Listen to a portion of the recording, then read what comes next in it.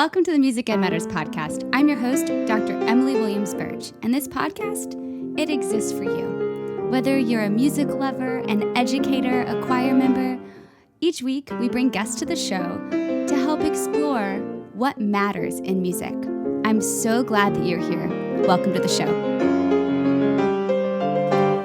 Hello, and welcome to the Music Ed Matters podcast. I'm your host, Dr. Emily Williams-Birch.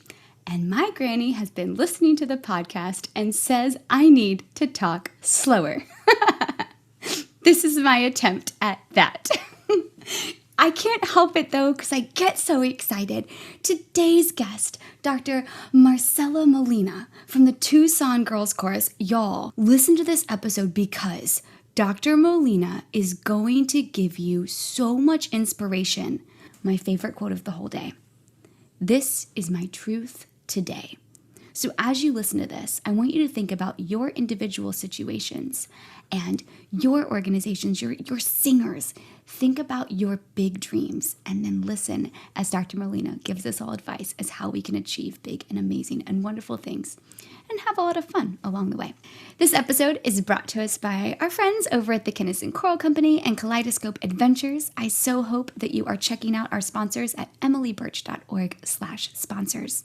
Of course, everything is made possible for our friends over on the Patreon page, patreon.com/musicedmatters. Y'all can donate as little or as much. It just helps keep the platform alive with the expenses of streaming and all of those type of things. Plus, I send a little gift to every guest because they've given their time, and we should do that for musicians especially. Anyway, enough announcements. Hope I didn't talk too fast, Granny. Without further ado, my friend, Dr. Marcela Molina. Today on the Music Ed Matters podcast, we are talking to one of my friends, fellow artistic/executive directors, Dr. Marcela Molina. Hello. Hi. Thank you so much for having me. Thank you for agreeing to come on the podcast. You were kind of roped into it. I said, let's do a virtual coffee date. And then I was like, wait, even better. Let's record our hangout for the listeners. Love it. It is so much fun. So y'all, Marcela Molina is in Arizona. You're in Tucson. We'll talk more about where you came from, but you were such a kind friend to be willing to do this because I cornered you at the Chorus America Gala.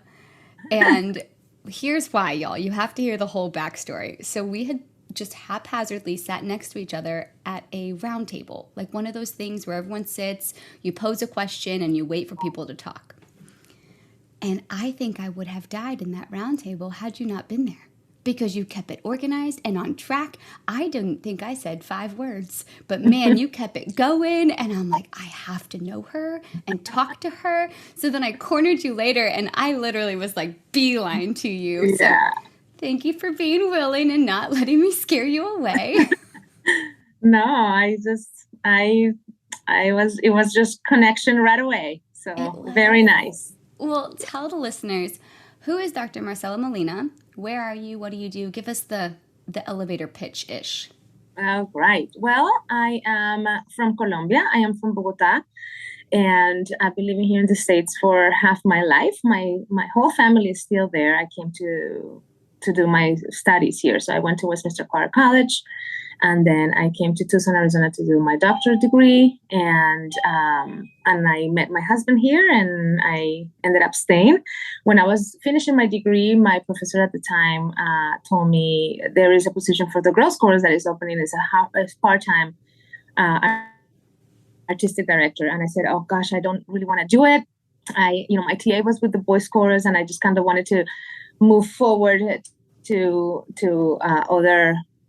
other things. And he said, just do it for a year while you're working on your dissertation. And I said, sure. And I was pregnant at the time with my first one. And it's been 16 years, the job became a little bigger. And now I do both roles of executive and artistic director. And really, I couldn't ask for a better place, for me to grow, not only as a musician and as an educator, but as a human being. There's been just wonderful lessons in this journey that I just cherish very deeply. And more than anything, I'm a mother. I'm a mother of 2 boys and a stepmother of a wonderful girl who is getting married next year. And that's my story.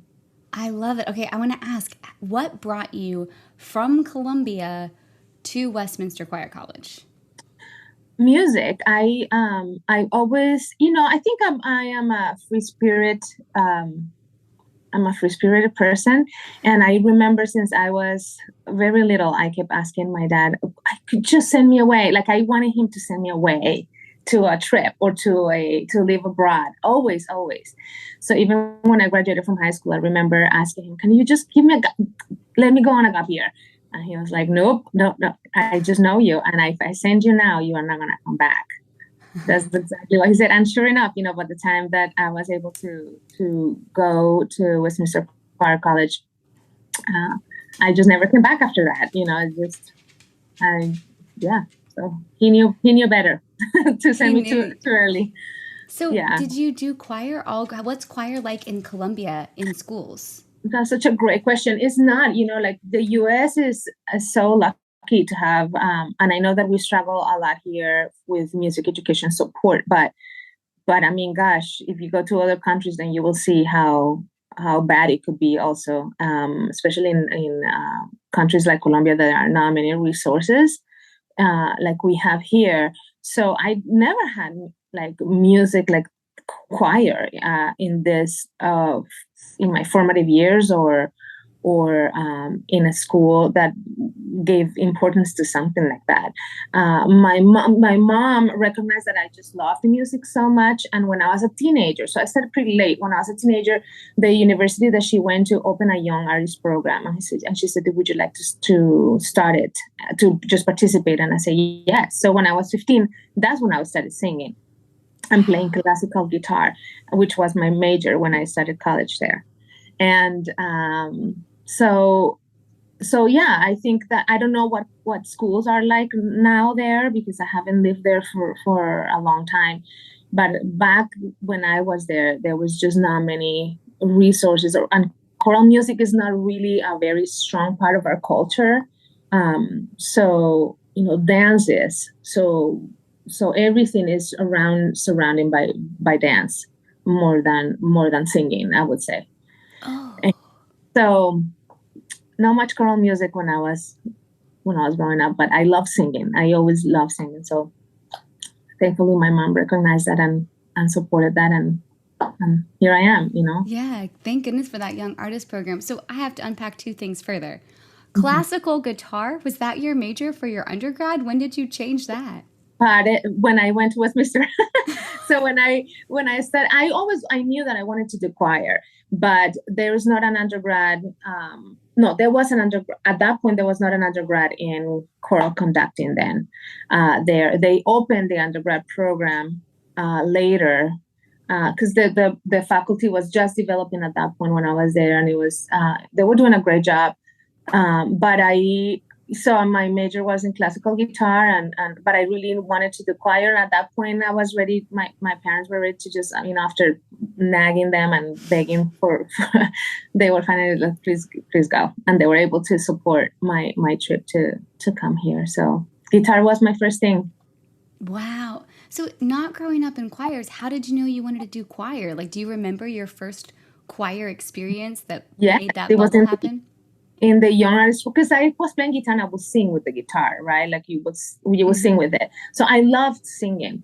But when I went to the young artist program, there was choir as part of the program.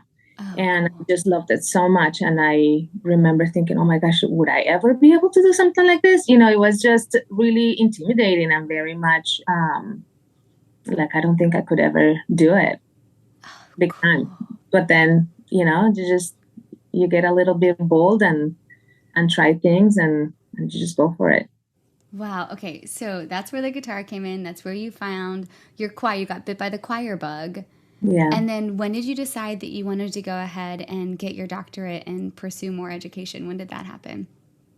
When I was doing my master's, I was like, I just need to keep going. And I knew that I was at the University of Arizona then, and I had a great mentorship, and it was a very strong program. And I had a great support. My professor really believed in me, and So provided the support that I needed to remain in the country, remain engaged as a student. My parents were able to support me through my undergraduate program, which was very expensive for them, being in Colombia and paying for stuff here.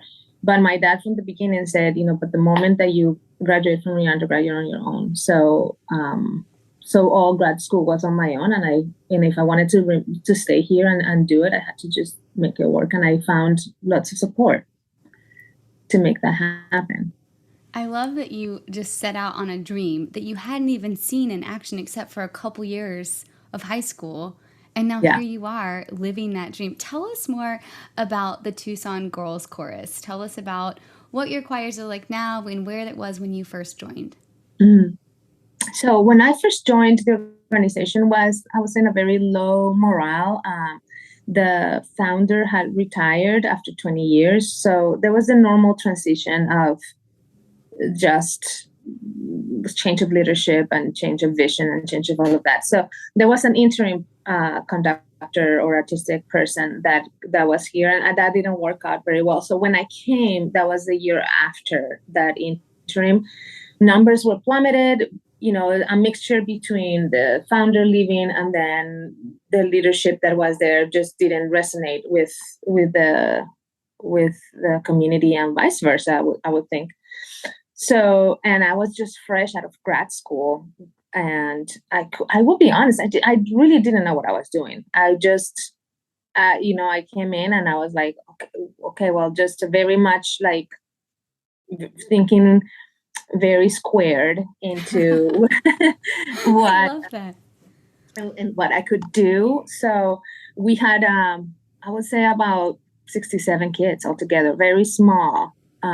67 to like 75 kids all together from a program that used to be much bigger.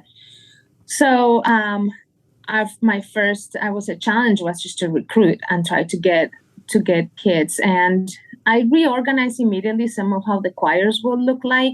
Mm-hmm. And I started just knowing that really where the kids are is at schools, and that we just needed to create a really good relationship with the music teachers, so the teachers will believe in the support that the girls chorus would do. It took a long time for all of that to kind of be a cohesive vision on my part, and I think on the organization. So basically, right now we have altogether around 230 Whoa. Girls. It's a big growth. And one of the things that I saw then was we are in an affluent part of the city, and I kept reading the mission statement of the organization. I'm like, well, we say that we access and all of this stuff, and I'm like, well, but where are kids that will never be able to afford this? Mm-hmm. And I quickly identified that to offer scholarships is just not enough. Mm-hmm. You can't say that we give scholarships, so therefore we are this, like open to everybody type of organization. We just there are just so many other factors of why people don't participate in music programs like this, right? Which is just transportation, multiple jobs, single mothers or single parents or grandparents that are, have multiple jobs in order to just float, to be able to survive. I already talked about transportation and perception that the choir is for the elite, right? That the choir, that choir concept is really only for people that have money, in a way. I'm so glad you're saying that, though. Like, these are the conversations that we had at our last board retreat. Because you look at your choir and it doesn't look like the rest of your city. Mm-hmm. And you started by going into the schools. What did you do when you identified that it was more than scholarship? What were your next action items?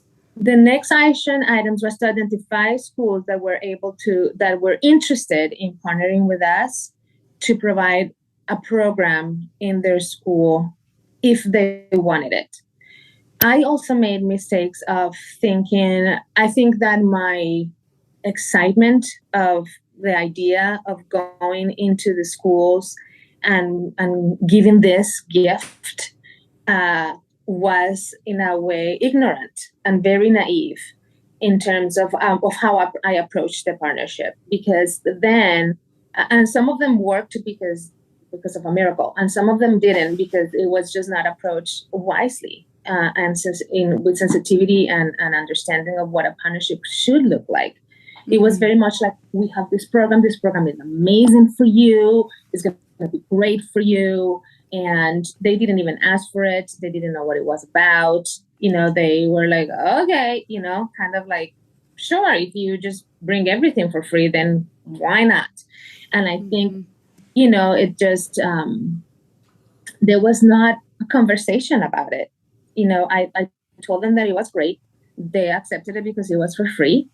And that was it, so it really, some of those partnerships really didn't succeed, because there was just not really a lot of curiosity on my part, I would say, to really understand what they were looking for, what it was important for them, what they wanted, and how a program like this will even benefit them, if so.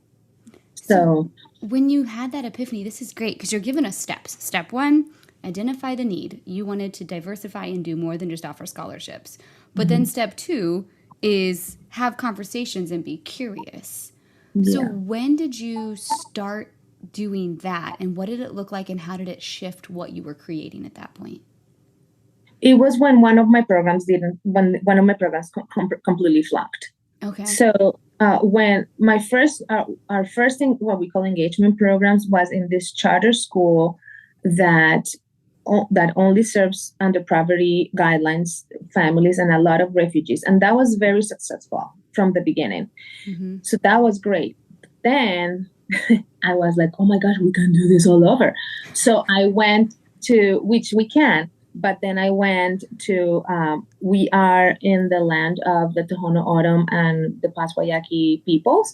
Mm-hmm. And the Paswayaki have a reservation here in town. The Tohono O'odham, there's a big nation, and they are not there's not much here in Tucson, in this particular part of the city, in the city. So with the Paswayaki, I went to the Paswayaki and I said, I think this is a great program for you. And why don't I just bring it to you for free? And then your kids can attend. And I partner, and I quote unquote partner, because I don't think that was a real partnership, with the Boys and Girls Club of the Paswayaki Reservation. And I thought, oh my God, this will be great. Like, on paper, it sounds awesome. It sounds really good. Yes. The kids are there. We go there. We sing. We have a concert. And we just do this amazing thing for them. And very little participation. There was some excitement from the staff, but not really. And really, that partnership, that particular group did not succeed. And I just take full responsibility for that, because I just didn't approach it in the right way. So after that, I think I have the capacity of reflecting and not necessarily just being like, well, they didn't like it, so it must be their fault. It wasn't me. It was not me. I'm going to keep doing my thing. But I was like, so what is it? Why didn't that work? And it was just, I think, because of how we approached that. The community really didn't know what choir was. It's not part of their thing. Mm-mm. And so I learned so much from that failure, and I'm really grateful for it, because that taught me to pause and approach partnerships way, way different. So since then, the partnerships, I think, have been stronger. I have a better understanding of also what I need as a partner for the program to succeed, and not just like give everything because I think that is the right thing to do, but really, if we're going to have a partnership, let's just meet in the middle and see what can you do, and this is what I can do, and let's just try to make it work. And also, like, it's not going to look the same for everybody. It just each micro community is different from the community as a whole. So really listening to what that community is just key for us to succeed. So each school has a just different type of challenge, or has just a little nuance that makes it a little different from the other school because they are serving a different community within the community. So that was the biggest lesson, just to flunk, just to fail. You said you loved that you failed, and that's I Love that it. you're admitting that it failed, but you learned from it, because that's something that so often our egos can get in the way of. Yeah. How many school outreach or community outreach or engagement programs do you have now? So right now we have 4. Okay. We have 4. There are 3 in 3 different Title I schools, which are public schools that serve 95% or more families that are under poverty guidelines. And then we have one program that is our newest program. It is at the Tohono O'odham Nation, and that one is virtual because they are 3.5 hours away. So we started as a pilot program for like 5 weeks, and last semester we did a 10-week cycle, and that still has a ton of room for improvement. But we are working so closely with our partner there that I think we need to be patient with programs like that, and especially I think in Indigenous communities where they're going to have more reservations about an external person coming in. And we've been really, really careful and respectful about their timing and how we need to do things with that community, and really just involve them in the conversation, and really just empowering them to be decision makers, of how they want this program to look like. So it's not us, dictating everything, but they really have a lot of agency into what is it that they want this program to be. So this program is really at the baby stages. It has been difficult, and it has made me now think about how we define success, because we are so caught up on data-driven things, obviously, because as administrators, when you switch the hat, you gotta, when you're doing grant reports, it's like, how many kids are you serving? How many kids are impacted? It's a lot about numbers. Mm-hmm. And of course, also, budget-wise, you need to look at the numbers, right? Mm-hmm. But for a program like this, I invited the staff to redefine success. Because when you are serving in a rural community like that, and one kid shows up, when there is a storm and the connection is poor and they have been struggling for weeks with the connection with the computer that was just brought to them by their support because they don't have computers, and that one kid showed up, mm-hmm. That is success. So we may not have 250 kids there, but Kai showed up for 10 weeks and did not miss one rehearsal. So that is success. That's a huge success. I'm finishing your to-do list here. First, you identify the need. Then you have the conversation. You get curious. You meet in the middle and continue conversation. And then you redefine success with each location. How did I do? So beautiful. I got goosebumps. I thank you for letting us learn from your experiences. As it's so, what you've said a couple of things too, just under the radar, that I want to make sure the listeners hear. You're not afraid to fail, and mm-hmm. you're also patient. Yeah. I mean, you could have given up on, well, these engagement programs didn't work, we're not going to do that anymore. But you keep showing up. So the teacher or the director or the community member that's listening now that is feeling like they might want to give up or they just keep failing, what words of wisdom would you give them? How have you found such patience to keep failing? I think that, there is a balance between, you can also fail on times that is just not good for you to be there, right? Mm-hmm. And just really have the capacity to be like, when do I really need to give up on this one because it's just not going to work? And when it's just worth the investment. And I think that has to do a lot, again, with what are the conversations that you're having with your partner.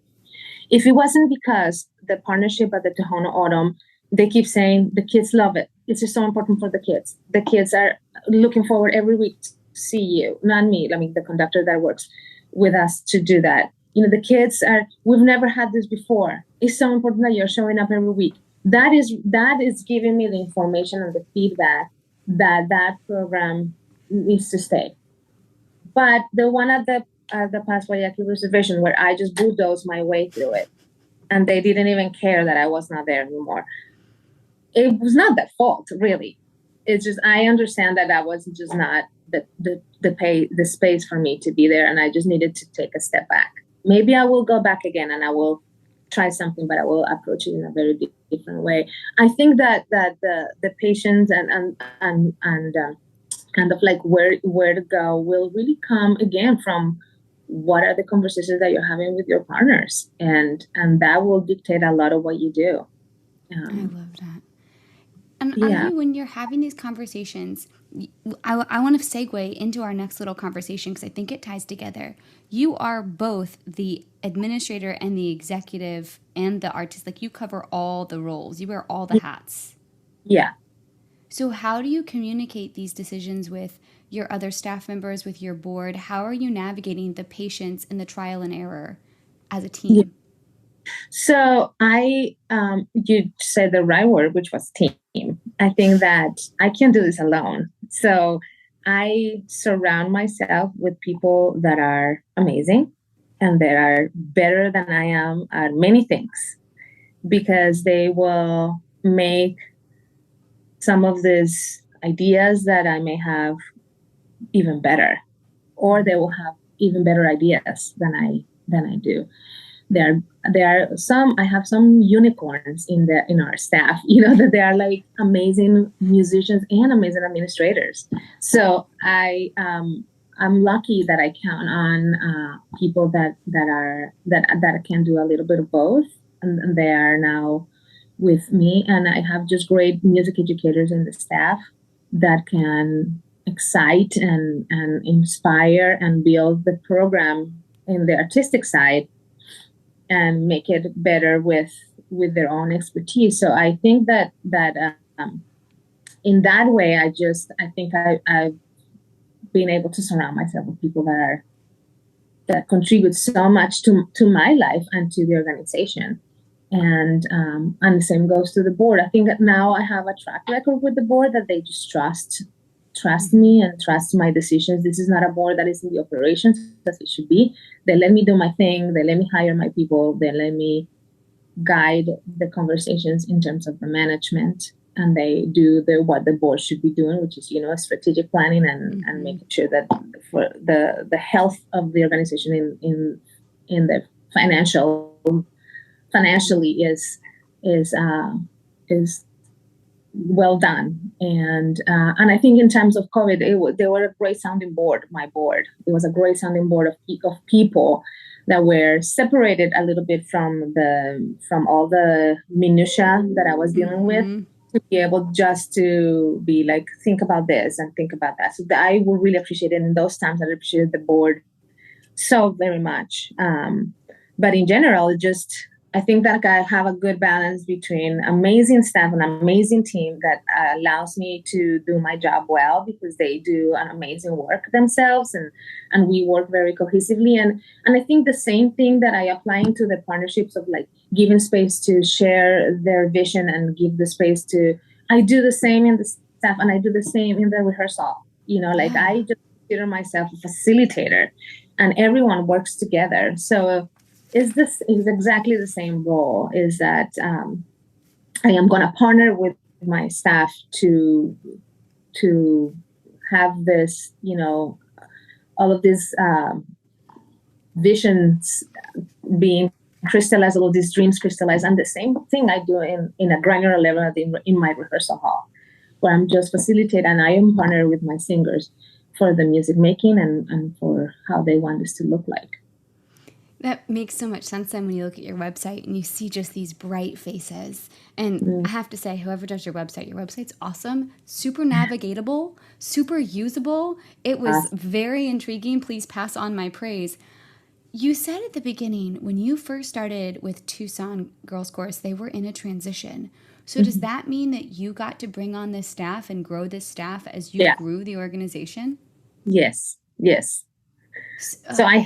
there was one person that is not here anymore when I came here. And then there were a couple of conductors and they are not here anymore. So everyone that is now with me has been with me for a long time. Yeah. So that goes back to that patience piece. When you Yeah. started in 2006 or something like that, you had the Mhm. patience to build your team. You didn't just go, I mean, you did go crazy out the gate making things A little happen, crazy. but Yeah. you've had the time to invest. So now that you look around to your community, what are you seeing as the like the flashbulb memories of what you love about what you guys are creating in Tucson?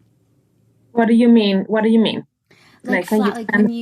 when you think about what you've done over these years with them, what do you see as like your favorite flashbulbs? Like when you get that really bright picture Oh. taken and you open your eyes and there's a scene embedded in your eyeballs.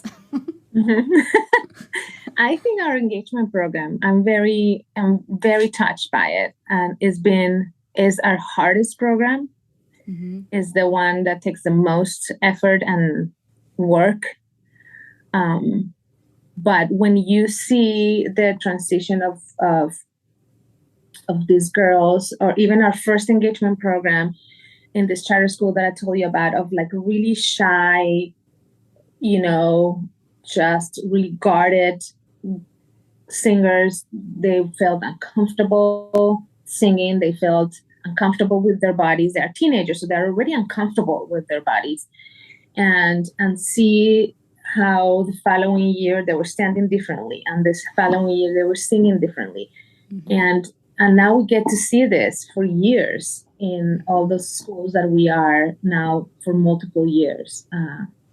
It's beautiful. I am very proud of the work that we do with those schools because it's the most challenging one. So that has then when you go to our concerts, then I feel that I am being honest with our mission, because we are Yes. not serving just this community here in the north of the foothills of our city. We are going to where they are, and we're staying there, and we're being consistent, and we're showing up every single week. And then we are bringing those singers to our concerts, and the parents can pay the tickets. We give them tickets for the concert. So we are, again, we're just tailoring the program to their community. You know, some parents can pay the tickets, and we say, if you can pay the tickets, please pay the tickets. Hmm. If you cannot, please contact the office. And then we support them, you know, in the best way that we can. Also, without just giving everything for free, because we have learned also that just when there's no buy-in, you know, Hmm. then they're just not, they don't, they people, human beings is not this community. It's just human beings don't take it too seriously, right? Right. So we just try to support as much as we can. So tailor the rehearsals to the day of the week that is better for the school, which is better for the families. Make sure that there is transportation included in there. Make sure that there's food included in there. All of those little nuances and just details that go into a program like that. It requires a lot of work. It may look like, oh my gosh, we just have 40 girls, you know, but again, it's just like a redefining success. We've been able to partner with this school for multiple years, and they still want us there. And there's still this one girl who has been continuing for all this year. So I'm betting on this one that she's going to make a difference in her community at some point, because she has lifted her voice. Oh, I love that. You're redefining how we measure success, which is so important, I think, as we transition out of this phase that we're in and we go forward. We had our first rehearsal last night with our community choirs here in Savannah, and there was one that walked in, and she was shining so bright, and she looked and she goes, "It's so nice to not have to carry my mask." And she was just so excited. I've like literally, she was glowing like a sun. And I don't think she stopped smiling the whole time. But then I realized I don't think I'd ever seen her face, ever, in Right. 2 or 3 years.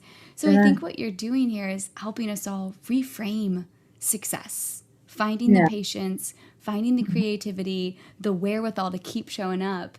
And you are Yeah. such a great example of someone who's created the bubble around them of a successful and impactful program. Thank you. I mean, That's so cool. I did it with a team, that is for sure. Well, you've got the team there, and it's so fun to hear your story, and I'm really thankful that you shared it. It's very inspiring. Let's dig into a little bit more nitty-gritty before I toss you some quick fire questions, because y'all, when Dr. Molina filled out the documentation for coming on the podcast, she made the mistake of saying, we can talk about anything. So I have some quick fire questions. Okay, so last thing before we dive into the I don't know what you're going to get questions. What advice would you give about the roles of administrators versus executives? Can you define what that means to you and how those roles change in your organization?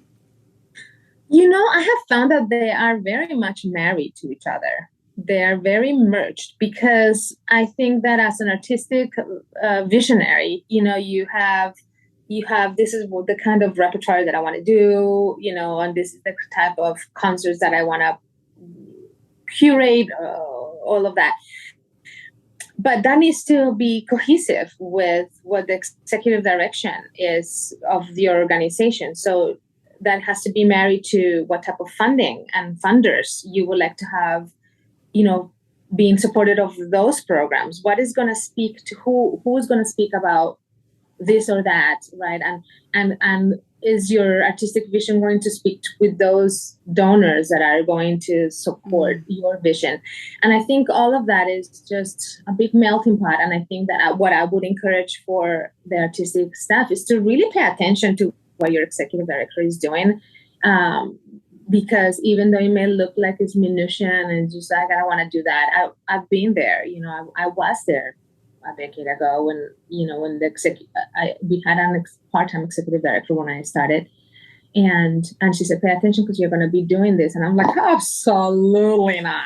I am not. And look at me, but I think that I actually love doing both, because I get to transition from what I envision as the artistic vision. I get to put it in a budget, because that is my footprint or my map to crystallize that dream. Mm-hmm. So it is, I've never thought that I would love budgeting so much in my whole life. You know what I was doing before I pushed hello on this Zoom?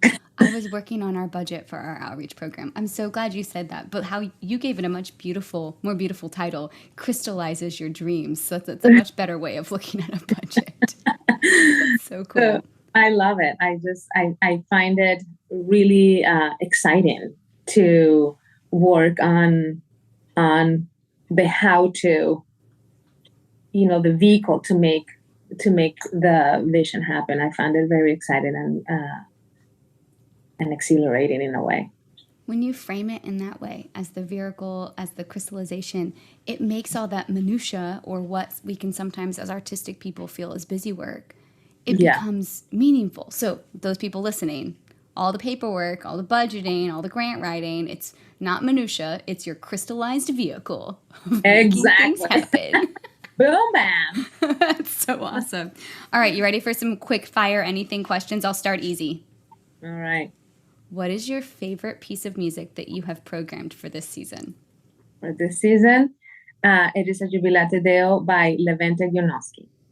Okay, and what choir are you doing that one with? Advanced choir. Okay. My choir. Okay, and what is your all-time number one favorite piece of music? I love Brahms' Requiem. You answer that so quick and easy. One day I strive to be just like you, my friend. Okay, so we eased in very, very slow. Tell me a little bit about how you contributed to the book Teaching Through Performance. You were part of that second volume. What did you contribute to that book? I did a couple of analysis for a couple of pieces and performance practices, like performance. What was the word? Yeah, just like notes as how to rehearse the piece and how to prepare the piece. So score study and how to work the piece in a way that was digestible for the singers. So that was my contribution for performance, that particular book.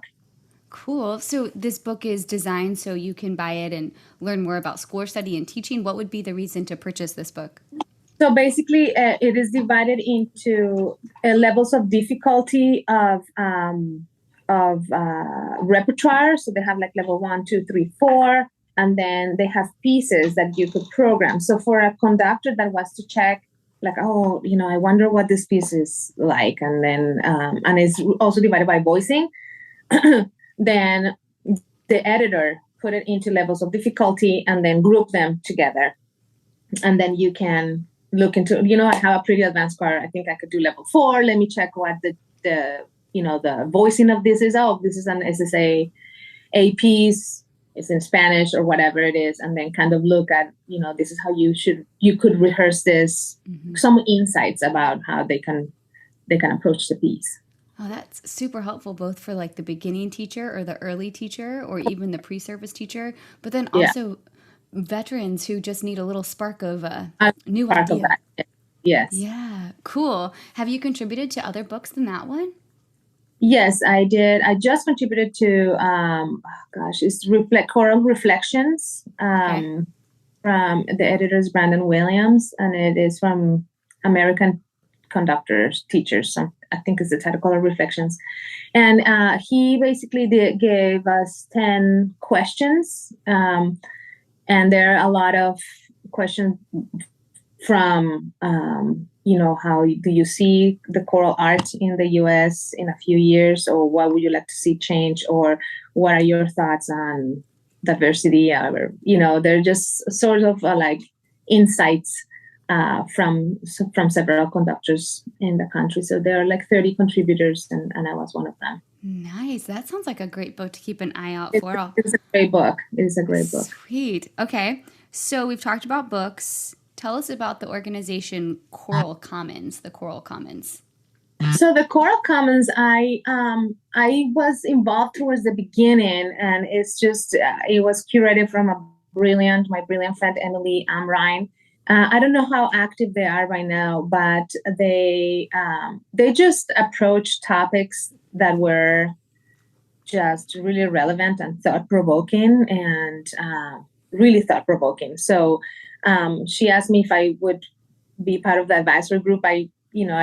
We brainstorm on certain things, but she and Andre the Quadros get all the credit for that.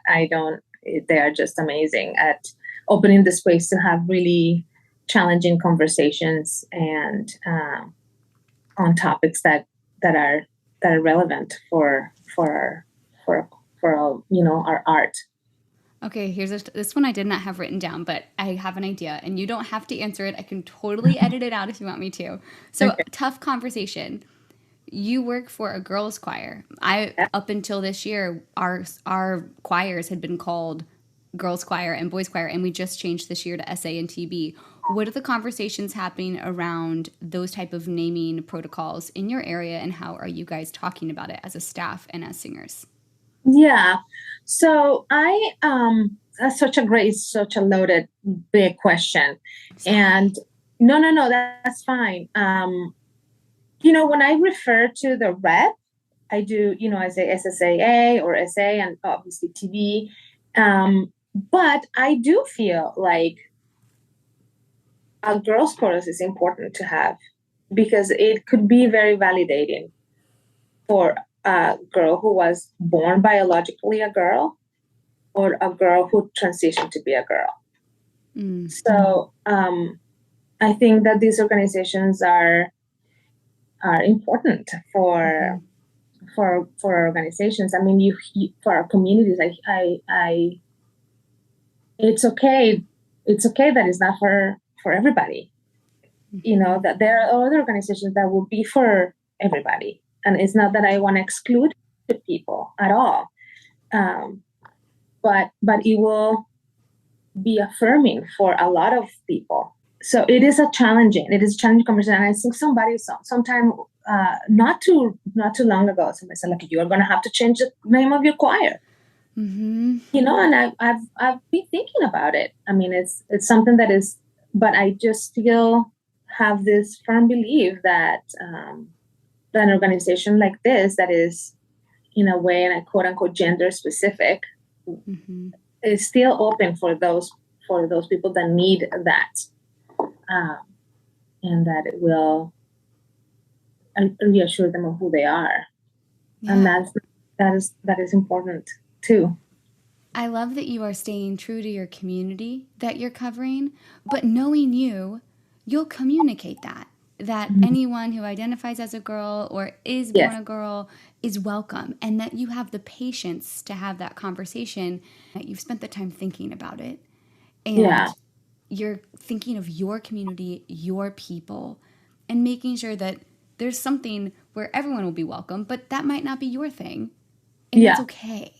Yeah. And I'm still open to keep evolving and learning. It's not that Mm-hmm. this is my truth today, and if I see that I need to move forward and consider something else because it's needed, because our families are asking for it, because it's important for the community, I am absolutely open to think again, Mm-hmm. and really assess again. It's just this is where we are, where I am today. And You're modeling such flexibility in your whole conversation today. And mhm. that's something that so many people need to be reminded of is it's choir and it can be Yeah, flexible. yeah, yeah. That is awesome. Okay, we asked about your book. We asked about your organizations. I said ask one really, really tough question. Okay, one non related to music question. What is Mhm. your hobby? If you weren't doing singing, if you weren't doing music, what's your go to hobby? Oh my gosh, Emily, I am horrible because I am a workaholic. So this is a terrible thing. But I am getting better about I love movement. So I'm better about just separating a time to move, whatever that will look like. Either I take a dance class or I love dancing. I would say I Yes. love dancing. If I wasn't a There musician, you I would go. love to dance and be a dancer. So yeah, so some sort of physical activity that will help my neurosis, craziness. I love it. But you're doing so many great things. And it loops back to how I met you. How long have you been on the board of Course America, and what do you do as a board member of Course America? So, Course America, this is my second year, and our work there is just very strategic, and it's just I've learned so much on that board about really being a good board member and what a healthy board should look like, and what a healthy organization should look like. I think the staff at Course America is just thoughtful leaders, and really smart, caring humans. So it's Mm-hmm. just such a wonderful team there. So the board just gets to support that, and it's just very exciting. It challenges me, and it has challenged me in wonderful ways.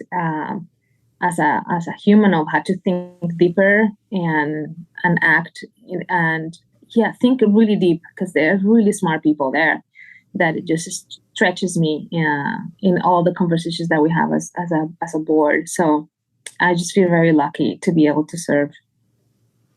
You're not scared of hard things. I think that is evident No. through this whole conversation. Yeah, yeah. I faced the difficulties. Yeah. And you get to work. I'm so glad we decided to record this conversation because I would have Yes. asked you almost all of those same questions had we just had a virtual coffee date.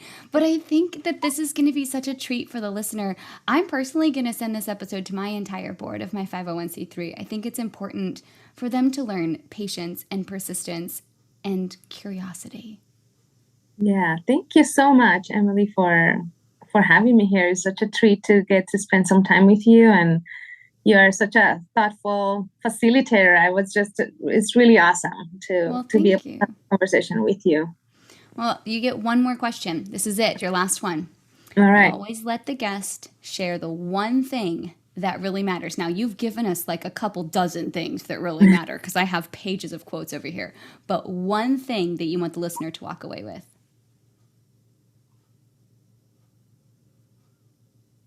I would say to not be afraid of not be afraid.